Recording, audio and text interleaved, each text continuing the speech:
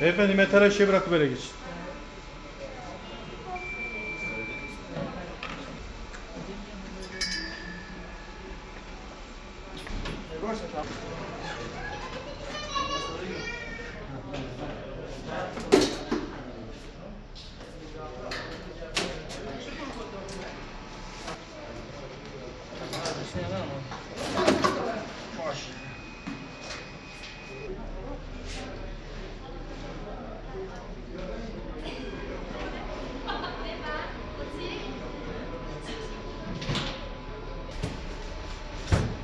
Metal eşyaları bırakalım öyle geçelim beyefendi. Beyefendi, metal eşyaları bırakalım. Bu otogarımızın böyle güzel yapılması yapanlara teşekkür ederiz. Büyüklerimize teşekkür ederiz.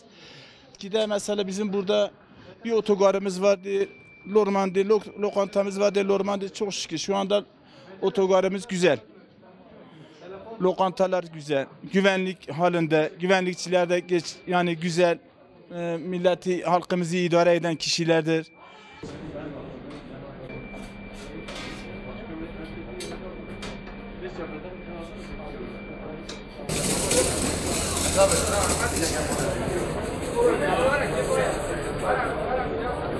Gelen yolcularımızın çevreden dış şehirlerden gelen yolcularımız daha önceden mesela otogarda olsun bir lokanta, bir kafe, bir hizmet olaraktan geldiklerinde otogara girmek isteyen nasıl bir köy, kasaba otogarı gibi görünüyordu. Şu anki durumda maşallah bir şehirlerin ilk derecelere girmek üzereyiz daha doğrusu.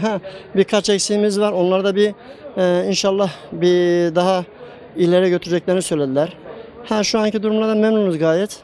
Kendilerine teşekkür etmek istiyoruz. Van Büyükşehir Belediye'mize özellikle Sayın Valimizle ilgili çok ilgileniyor kendileri. Bizi kaç kez görüş ve şeylerimizi istediler. Gelip beyan ettik onlara. Eksiklerimizi söyledik.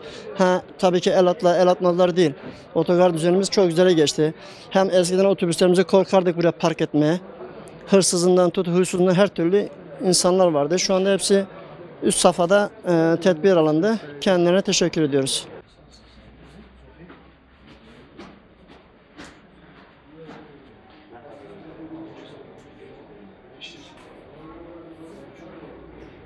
Daha önce buralar yıkık eski binalardan oluşuyordu.